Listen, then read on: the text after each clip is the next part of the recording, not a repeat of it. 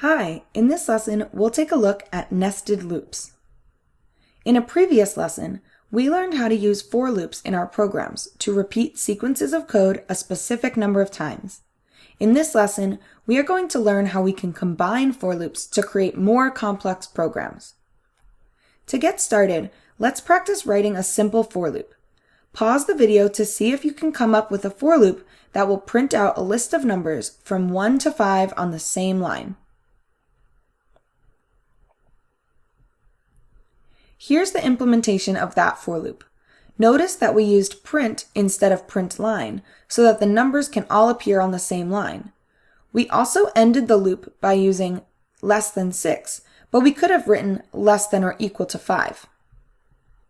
Now that we've created this simple loop, how can we use that code to create a times table where each line begins with the next whole number and includes the first 5 multiples of that whole number?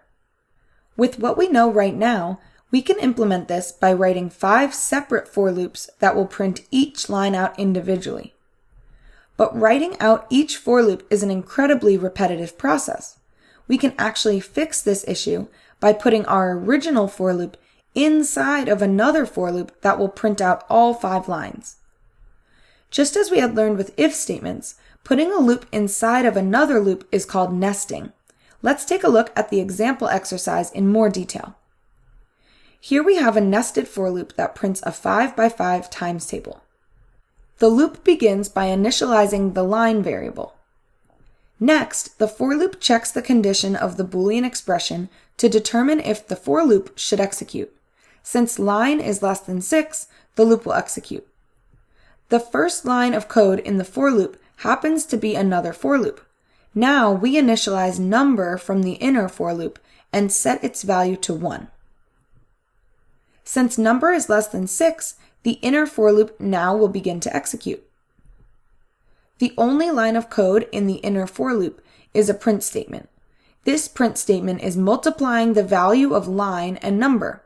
Since both have been initialized at 1, the value of number times line is 1, and 1 is printed in the console. Note that we add a open quote space close quote at the end of the string so that when the next value is printed, there's a space between them. Because we are inside of the inner loop, the next execution is a call to the inner loop increment, which increases number by 1.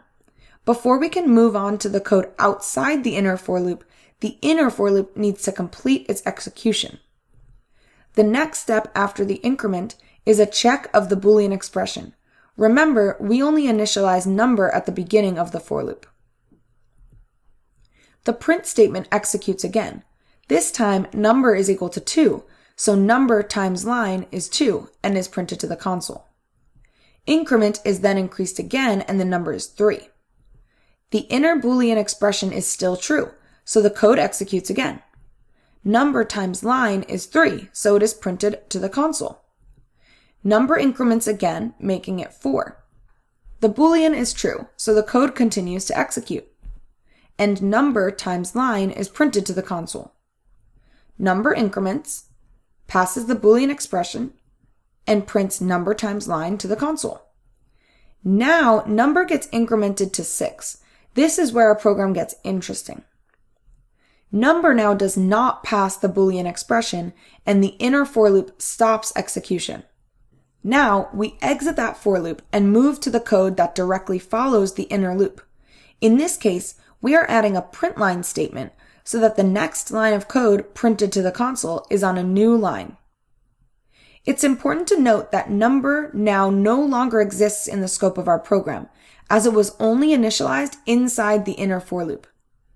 If we tried to make a call to number somewhere outside of the inner for loop, this would throw an error, indicating that number has yet to be declared or is out of scope.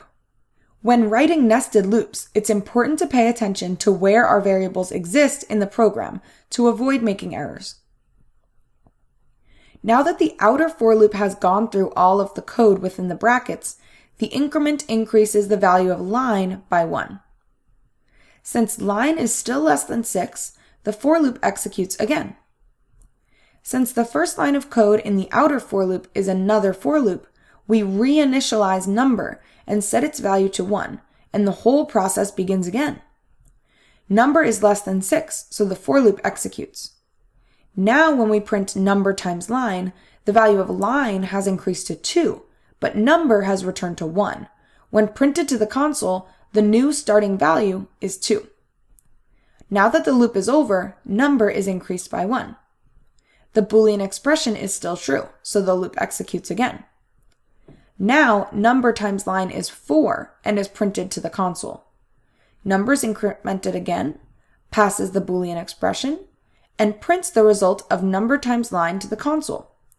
Number increments again, passes the Boolean expression, and prints the product of number times line to the console. Number is incremented, passes the Boolean expression, and prints the product of number and line. Number is incremented one last time, but does not pass the Boolean expression. The for loop stops executing, and the next line of code is executed following the loop.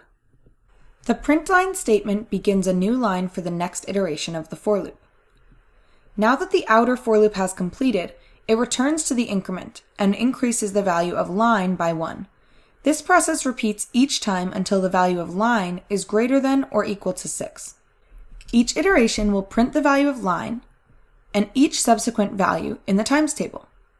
The program finally stops once line equals 6, and whatever code follows the outer for loop will execute. Something to note is that the total number of times a nested for loop is run can be calculated by the number of iterations through the outer loop multiplied by the number of iterations through the inner loop. This can be a helpful calculation when trying to figure out what to set your for loop increment and Boolean conditions to. Here is a view of a nested for loop flowchart. See if you can trace the execution. As stated earlier, it's very important to pay attention to the placement of variables in your program, especially as we continue to add control structures that have different levels of variable access. Because the variable outside loop is outside of both loops and is executed prior to the rest of the code, outside loop can be used in both for loops and in any code that follows the loops. The variable outer is initialized in the outer for loop and can only be used within the brackets of the outer for loop. Because the inner for loop is inside of the outer for loop, the variable outer can be used in the inner for loop.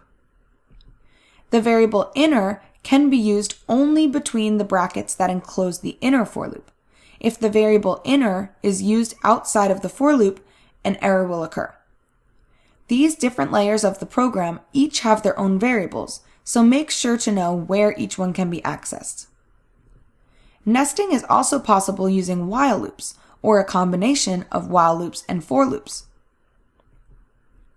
Here are two examples of nesting using while loops and a while for loop combination. This is the same times table problem that we just solved, just written using different control structures.